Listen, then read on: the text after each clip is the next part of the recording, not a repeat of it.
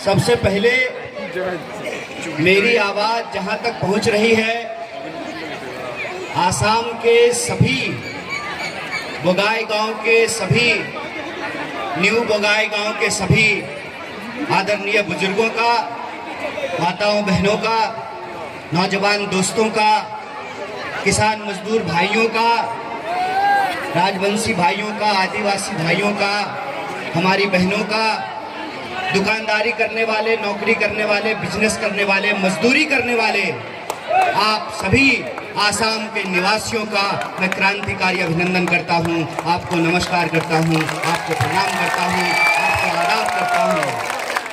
मैं पहली बार बोगाई गांव आया हूं, लेकिन मुझे ऐसा महसूस हो रहा है कि मैं कई सालों से यहाँ आता रहा हूँ, क्योंकि हमारे परिवार के लोग न्यू बोगाई गांव में जो कार्बन फैक्ट्री है वहाँ मजदूरी करते थे। हमारे बड़े भाई साहब यहाँ नौकरी किया करते थे, सिक्योरिटी गार्ड का काम करते थे। इसलिए हम बोगाई गांव से, बोगाई गांव की मिट्टी से, बोगाई गांव की हवा से, पेड़ से, पौधों से और यहाँ के लोगों से, तामुल से और गमछे से हम बहुत परिचित हैं, क्योंकि हमारे परिवार के लोग यहाँ आते जाते हैं। उससे पहले हम केरल में थे, केरल में चुनाव प्रचार करके गुवाहाटी आए और गुवाहाटी आते ही हमने पार्टी से कहा कि मेरा निवेदन है कि मुझे सबसे पहले हेमंता बिस्व शर्मा के कॉन्स्टिट्यूएंसी में जाना है और जरा उसका गुंडागर्दी में थर्मामीटर लगा करके हमको आना है, जरा देख के तो आए। और देखिए कितना कमाल बात है, आज ही हम वहां गए हैं और आज ही एक घपला पता चला है कि उनकी पत्नी के पास एक नहीं कई पासपोर्ट निकला है। और इससे पहले मैं अखबार में न्यूज में एक न्यूज पढ़ा, उसमें न्यूज आया कि आसाम की सरकार ने सैकड़ों सरकारी स्कूल बंद कर दिया और उसकी पत्नी ने इंटरनेशनल स्कूल खोला है। अब पता चला कि इंटरनेशनल स्कूल क्यों खोला है, क्योंकि एक नेशन का नहीं कई नेशन का पासपोर्ट उसके पास से निकला है। कितना मजेदार है गिरीश बाबू, कितना मजेदार है कि वोट लेते हैं नेशन के नाम पर, वोट लेते हैं राष्ट्र के नाम पर और स्कूल इंटरनेशनल खोलते हैं, सरकारी स्कूल बंद करके। बोलिए बेईमानी है कि नहीं है? तो लोग कांग्रेस पार्टी के ऊपर सवाल खड़ा कर रहे थे। कांग्रेस पार्टी की गलती नहीं थी, चोर अपनी चोरी बचाने के लिए चोरों के गिरोह में जाकर के शामिल हो गया है। और देखिए खुल्लम खुल्ला चोर बोल रहे हैं ना, इसका मतलब गुंडागर्दी से हम डरने वाले लोग नहीं हैं, हम गांधी के सिपाही हैं, अपने हक के लिए लड़ने वाले लोग हैं। और गिरीश बाबू को 20 साल के बाद मौका मिला है। 2006 में चुनाव लड़े थे आप, आइए 2026 है, 20 साल के बाद मौका मिला है। बोगाई गांव के लोगों को 40 साल की इस बेईमानी को खत्म करना चाहिए और इनको मौका देना चाहिए, अपना एमएलए बनाना चाहिए। वहां पर कांग्रेस की कैंडिडेट जो एक महिला है, पढ़ी लिखी महिला है, यूनिवर्सिटी में नौकरी करती थी, उस महिला को प्रचार नहीं करने दिया जाता है।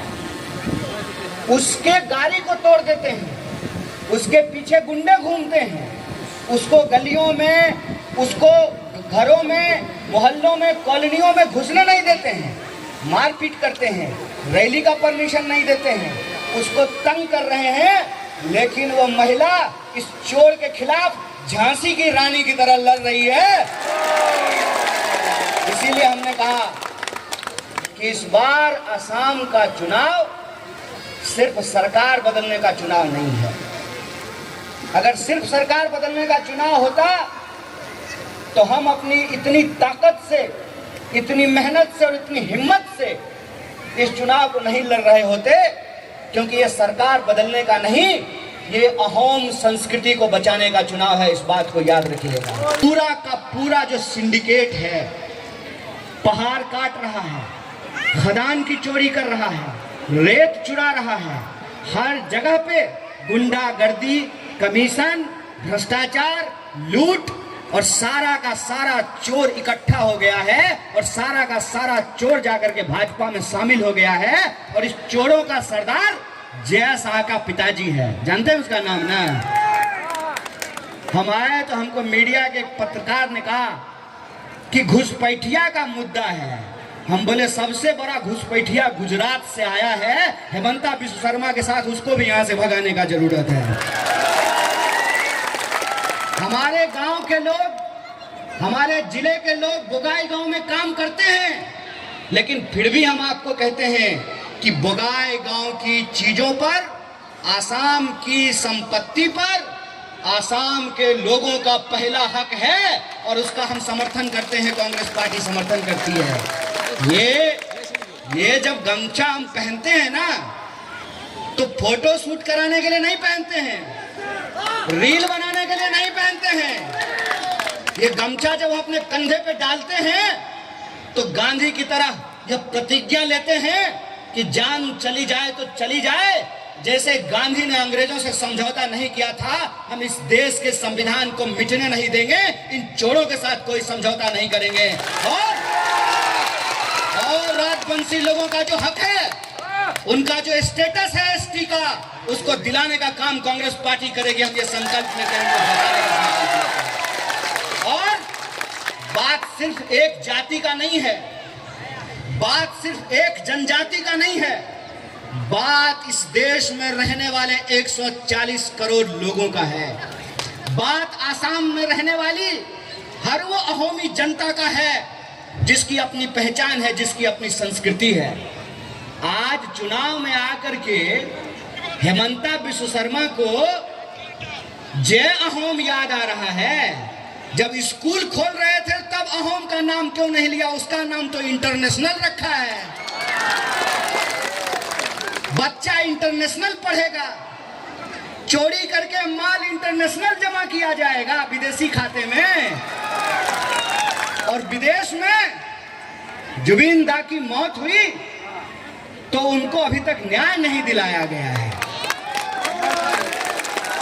इसीलिए हम सिर्फ एक पहचान की बात नहीं कर रहे हैं, हम आसाम में रहने वाले वो सारे लोग जो इस मिट्टी से उगा हुआ खाते हैं, यहाँ की हवा में सांस लेते हैं, यहाँ के पेड़ों की छांव में अपना गुजर बसर करते हैं, जिनकी पहचान अहोमी है, हम सबके हक और अधिकार की बात करते हैं। कांग्रेस पार्टी ने इस देश को आजादी दिला करके, संविधान को लागू करके इस बात को सुनिश्चित किया है कि हमारे माथे पे तिलक हो या टोपी हो, हम पजामा पहने हो कि लुंगी लपेटे हो, हम कुर्ता पहनते हो कि शर्ट पहनते हो, हम जींस पहनते हो कि साड़ी पहनते हो, इस देश में रहने वाले सभी लोगों का हक बराबर है और ये बराबरी का हक हमको हमारा संविधान देता है।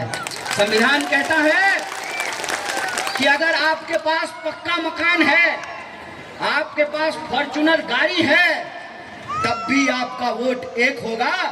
आप झोपड़ी में रहते हैं, टूटी साइकिल पे चलते हैं, तब भी आपका वोट एक होगा। ये संविधान की ताकत है। ये डॉक्टर बाबा साहब भीमराव अंबेडकर, गांधी, नेहरू, भगत सिंह और उनके जैसे तमाम क्रांतिकारियों की देन है। चुनाव लड़ने के लिए आए थे तब आपकी संपत्ति थी 200 रुपए और आज आपकी संपत्ति 200 करोड़ रुपए कैसे हो गई है? इस सवाल का जवाब नहीं देना पड़े।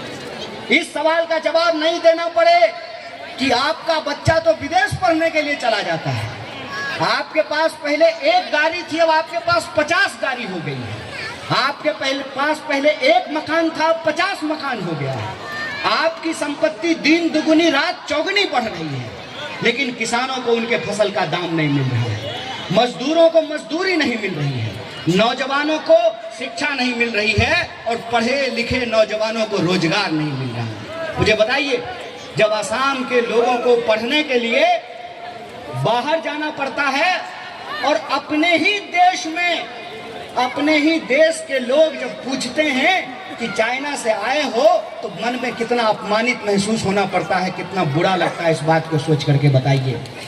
इलाज करने के लिए बाहर जाना है, पढ़ाई लिखाई के लिए बाहर जाना है, नौकरी करने के लिए बाहर जाना है, और आसाम की संपत्ति को लूट लूट करके ये लुटेरे दिन दुगनी रात चौगुनी अपनी संपत्ति बढ़ा रहे हैं। इस सवाल का जवाब जनता नहीं पूछे, इसीलिए जनता को आपस में लड़ाने का काम करते हैं। कितना नया एयरपोर्ट बनाया आपने, कितना नया विद्यालय खोला, विश्वविद्यालय खोला। देखिए कितने दुख की बात है, सैकड़ों सरकारी स्कूल बंद कर दिए गए और डीसी को मिला करके स्कूल की जमीन प्राइवेट लोगों को दे दी गई। और ये कितने शर्म की बात है, मुख्यमंत्री सरकारी है और उसका स्कूल प्राइवेट है। ये सवाल उनसे पूछा जाए कितना एम्स बना, कितना अस्पताल बना। ये सवाल उनसे पूछा जाए कितनी आईआईटी खुली, कितना आईआईएम खुला, कितनी यूनिवर्सिटी खुली, कितना नौजवानों को रोजगार मिला। जिस दिन चोर से कॉलर पकड़ करके उससे सवाल पूछते लगेंगे ना, उस दिन चोर की गुंडागर्दी धरी की धरी रह जाएगी। और यहाँ से ललकार करके हेमंता विश्व शर्मा को हम कहते हैं कि जिस दिन आसाम की जनता आपकी गुंडागर्दी का हिसाब मांगने लगेगी, याद रखिएगा जय शाह का पिताजी आपको बचा नहीं पाएगा और आसाम की जनता आपसे सवाल पूछेगी। आसाम की जनता आपसे सवाल पूछेगी और आसाम की जनता अंदर ही अंदर मन बना ली है बदलाव का। बोलिए आसाम में बदलाव होगा कि नहीं होगा? परिवर्तन करना है ना। देखिए परिवर्तन करना बहुत जरूरी होता है। परिवर्तन नहीं कीजिएगा तो चीजें जो है ना गंदी हो जाती है, उससे गंध आने लगता है। रोज एक ही कपड़ा पहनिएगा तो बदबू आएगा कि नहीं आएगा? माता राम रोटी पकाती है ना, तो रोटी पलटेंगे नहीं तो रोटी जलेगी कि नहीं जलेगी? तो 40 साल से रोटी क्यों नहीं पलट रहे हैं? इस बार गोगाई गांव में रोटी पलट दीजिए। और नेता के मन में क्या सर, अगर 2006 में एमएलए हो जाते हैं तो 2026 में इतनी ईमानदारी से तो काम नहीं कर पाते हैं। नेता क्या होता है ना, नेता जैसी जनता वैसा नेता। नेता को जो ही लगता है ना कि काम करने की क्या जरूरत है, सिर्फ जो है हिंदू मुसलमान करो और वोट ले लो, तो नेता काम नहीं करेगा। और हमारे देश में गजब हो गया है, आजकल नेता अपने आप को मालिक नहीं समझता है, नेता अपने आप को भगवान समझने लगा है। और नरेंद्र मोदी का बात सुने थे ना आप लोग, नरेंद्र मोदी एक टीवी वाला को बोला कि हमको कभी कभी लगता है कि हम अवतार हैं। हे प्रभु, अरे अवतार कृष्ण जी का है, अवतार राम जी का है, आपका कैसे अवतार हो गया प्रभु? और अवतार जो लोग होते हैं वो बायोलॉजिकल नहीं होते हैं, नॉन बायोलॉजिकल होते हैं। तो आप नॉन बायोलॉजिकल हैं तो फिर मशरूम क्यों खाते हैं? मुंह पे स्नो पाउडर क्यों लगाते हैं? आपको चलने के लिए 8,000 करोड़ का हवाई जहाज का क्या जरूरत है? आप तो हनुमान जी की तरह उड़ सकते हैं ना। फिर आपकी सुरक्षा में जो पुलिस की क्या आवश्यकता है ना? तो आपके पीछे एसपीजी कमांडो घूमता है, आपको धूप लगता है तो बुढ़ापे में आपका रंग काला ना हो जाए इसलिए आप काला चश्मा लगा करके घूमते हैं। प्रभु, आप चुनाव जरूर जीत गए हैं, चोरी करके जीते हैं कि बेईमानी करके जीते हैं वो आपका मन जाने, लेकिन आप इंसान हैं। भगवान होने का दावा बंद कर दीजिए, आप भगवान नहीं हैं। गुवाहाटी में हेमंता विश्व शर्मा को भी लगने लगा है कि वो भगवान है। चोर कहीं का चोर, तुम्हारा चोरी पकड़ा गया, उसके बाद जो है जून के महीने में तुमको जनवरी जैसा फील होने लगा। जैसा का पप्पा उसको बोला, सुनो सुनो इधर आओ इधर आओ, घर पे ईडी भेजेंगे, इनकम टैक्स भेजेंगे, तो ये कहा प्रभु जो कहेंगे वही करेंगे। डर से कांग्रेस छोड़ करके बीजेपी ज्वाइन कर लिया है और आज जो है मीडिया खरीद करके अपने आप को शेर समझता है। अरे गुब्बारा, एक स्विच चुभेगा ना पूरा हवा निकल जाएगा। पूरा हवा निकल जाएगा। अभी इन अहंकारियों को इंसान से भेंट नहीं हुआ है। इंसान बहुत साधारण होता है, गांधी की तरह साधारण होता है। धोती पहना हुआ, साड़ी पहनी हुई, गमछा लपेटा हुआ, माथे पे घूंघट लगाए हुए, तिलक लगाए हुए, टोपी पहने हुए, दाढ़ी बढ़ाए हुए, शर्ट पैंट पहने हुए इंसान बड़े साधारण होते हैं। लेकिन इंसान जिस दिन अपनी शक्ति पहचान जाता है ना, जिस दिन इंसान को इस बात का एहसास हो जाता है कि भक्त के बिना तो भगवान की भी कोई पूछ नहीं होती है, जिस दिन लोकतंत्र में नागरिक यह बात समझ जाते हैं कि यह सत्ता अहंकारी हो गई है, इस अहंकार को जवाब देने का वक्त आया है, उस वक्त जब अंग्रेजों का राज नहीं रहा तो तुम्हारा बेईमानी का राज कहां से रहेगा यार। और मुझे लगता है इसको बहुत घमंड हो गया है, इसको बहुत घमंड हो गया है कि लोकतंत्र को ये अपने पॉकेट में गिरवी रख लिया है। इसको घमंड हो गया है कि लोकतंत्र के गले में इसने चैन डाल दिया है। इसको घमंड हो गया है कि पैसे से किसी को भी खरीदा जा सकता है। याद रखना, ईमान बेईमानों का खरीदा और बेचा जाता है। ईमान वालों ने अगर तय कर लिया तो तुम्हारा धन धरा का धरा रह जाएगा, तुम्हारा वैभव धरा का धरा रह जाएगा और जनता परिवर्तन करेगी और आसाम में परिवर्तन होगा। यह बात आप लोगों को अपने मन में संकल्प की तरह लेना पड़ेगा। तो मैं आसाम की जनता से कहता हूं कि आसाम के लिए अगर सबसे ज्यादा गर्व की कोई बात है तो वो अहोम संस्कृति है। और इस सरकार ने अहोम संस्कृति के ऊपर हमला किया है। इस हमले का जवाब देने का वक्त आ गया है। 9 तारीख को इस हमले का जवाब दिया जाए। और ये जवाब देना इसलिए जरूरी है, अभी जब मैं बिहू का डांस देख रहा था, बिहू आने वाला है, बिहू के मौके पर हर बिहू के प्रोग्राम में जुबिंदा जाते थे और फ्री में जो है बिहू के उस कार्यक्रम में पार्टिसिपेट करते थे। इसीलिए आज भी आसाम की जनता जुबिंदा को याद कर रही है। और इतना दिन हो गया है और अभी तक जो है उसको न्याय नहीं मिला है।